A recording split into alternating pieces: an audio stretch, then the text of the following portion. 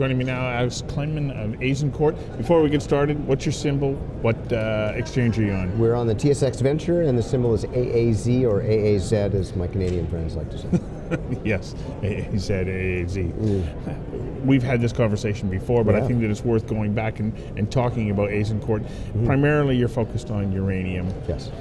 And you also have some interesting news right now. So let's start with the news and then build our way backwards. Yeah, absolutely. Yeah. Well, we're partnered with two companies in the Athabasca Basin, Clean Commodities Corp and Skyharbour Resources. We've got a 25,000 hectare project called the East Preston Project. And it's in the heart of the western Athabasca, and we're drilling. So it's exciting for us. We hope to get a 2,500 meter drill program done through March.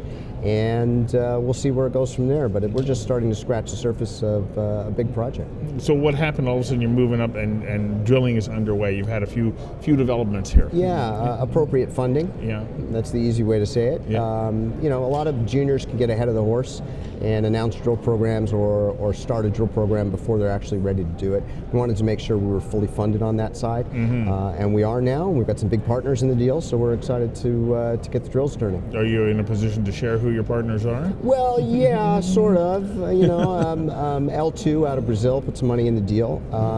I say sort of because I hate to think that they think that we're going to leverage their participation, but it certainly helps to have a large partner or a large equity holder like that. Well, it does for a couple of reasons. One is it gives you cash, but it also validates what you have been saying. Yeah, exactly. I mean, large funds don't get involved with small caps all that easily. They have to believe in the fundamentals of the project, and obviously we know where we are, and the data to date is strong, and it's real. Yeah, and so it's looking solid there. Yeah. Uranium. Let's talk a little bit about uranium and what the potential market is for that, because it's global and growing. It is. You know, the uranium sector has woken up in the last year or so. I mean, there was a 40% increase in the spot price in 2018. We're kind of stagnant a little bit here as 2019 begins. It's a question of when is the burst going to come? I don't think anybody believes at this point it's not going to come, but there's many opinions as to when it will come. I know I've seen in 2011, for example, the spot price rose to $60, and the evaluations of the uranium mining companies and the uranium exporters went through the roof. Yeah. If we can start to push this, if we can see the push towards 30 or through 30, I think it's going to reignite a lot of people, and already there are a lot of people fundamentally behind it. But to get the sector, to get sentiment into the sector, we're going to need catalysts like $30 spot. Well, let's take a look at that market. There's 550 plus, you know, a few nuclear power plants in operation now. There's another 71 being built, and another 50 or 60, as I understand, in the pipeline behind that. So it speaks well for it as a source of energy that people are wanting to purchase. Yeah, it's not going anywhere. Nuclear energy is part of the future. It's been part of the past, and you know, we know it's going to continue and to move that way. It's a clean way to generate electricity and power. There's standard concerns that go along with it after Fukushima. I mean, that's a black swan event that gets a lot of press and it's a disaster. But these things are getting safer. They're getting smaller. They're getting more self-contained. Technology is trending the right way, and you know, those things are few and far between. Well, what you said about Fukushima, I understand, never should have been in operation at that point. That it there's a lot to talk about. So, as you say, black swan, absolutely. Black swan event, and this, of course, is a change in thinking that we have about uranium as being a fundamental part of green technology. And so, with the demand for electricity continuing to rise. Uranium is going to play an important role. It is, and like you mentioned, on a global scale. India, China, you know, Europe, United States, Canada, North America, South America, it's everywhere. The demand is uranium. So uranium explorers like Azincourt can carve themselves a place by making discoveries, by bringing a large resource to market. And there's plenty of room for that. And really, the bear market on the uranium sector over the last decade, really, or since Fukushima, had a fundamental effect on that.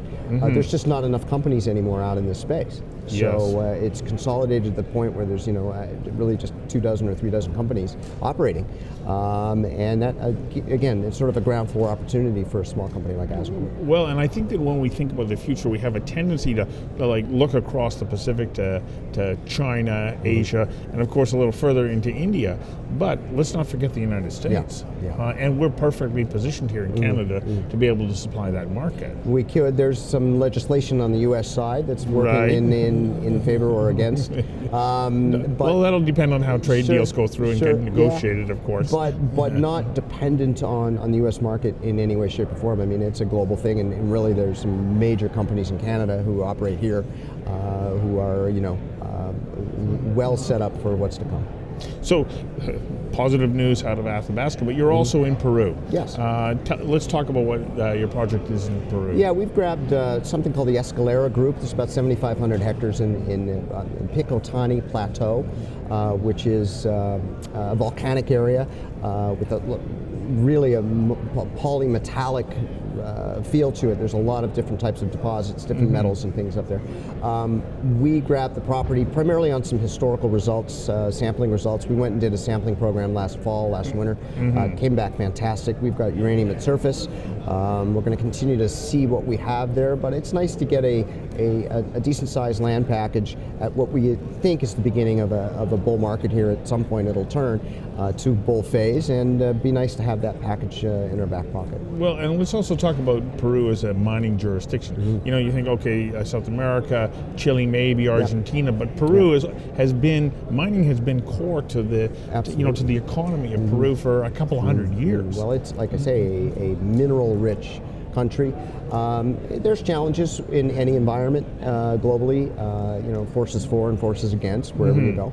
The Peruvian government's behind the mining sector, and there's some navigation to be done on the ground in any case.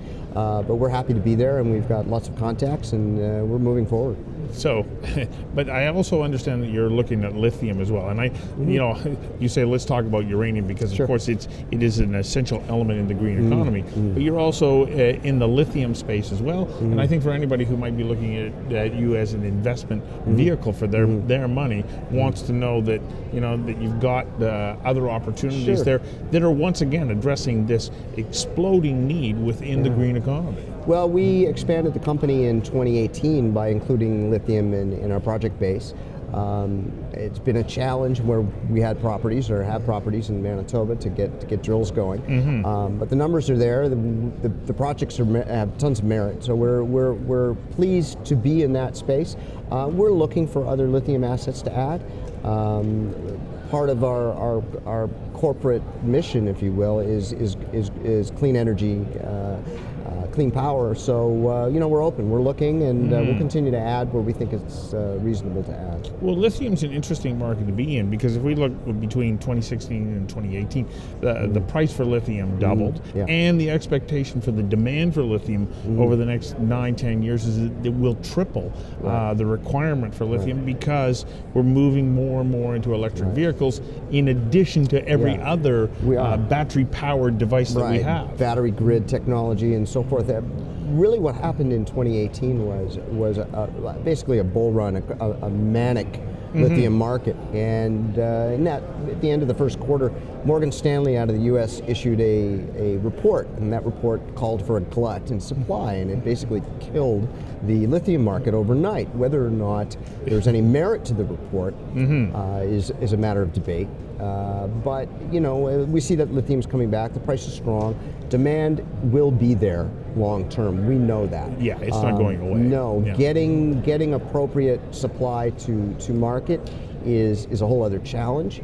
It's somewhat new, and there are a lot of speed bumps along the way for a lot of people and a lot of companies. Right. But we intend to keep our foot in that lithium market. You bet.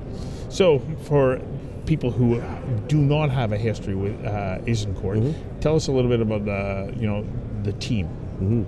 Because if I'm putting my money with you, I want to know who I'm giving my money to. Yeah. Really, the most important people or person behind the company, I think, is our board of directors. A man named Ted O'Connor is our sort of resident geologist, and Paul Reynolds as well. But Ted spent 17 years with Cameco in Saskatchewan. He was recently the president and CEO of Plateau Energy Metals in Peru. Yes. Oversaw the market cap explosion essentially of PLU. Knows the Athabasca uranium space as well, if not better than anybody. So he's the guy behind our target decisions that we've made for our first drill program at East Preston, and we rely heavily on Ted's knowledge. He's a special guy in the uranium space, and we're happy to have him. So I know that you've just told us your news.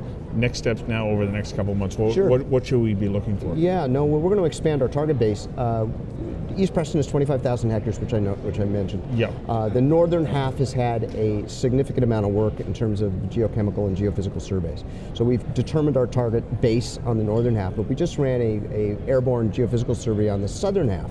So we're hopeful that southern VTEM survey, as they call it, will generate another target inventory. So we've got 40, 50 targets to drill. We're only going to get to 8 or 10 of them here in the short term.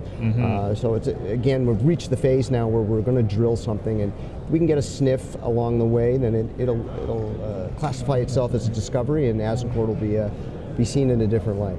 Yeah. So you continue to move forward. Yeah, you bet. Because since I last saw you a couple of months ago, you have already come with news that, in some ways, even surprised you because you were working on, negotiating things, and it was your partner that accelerated it, which is a good sign. Yeah, it's a real good sign. No, the space is strong, and we're poised.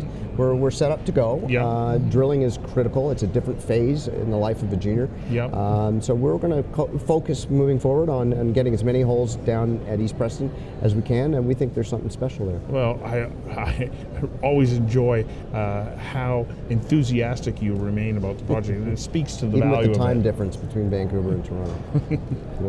Thanks, Dave. Thank you very much. Appreciate That was it. great. Thank you.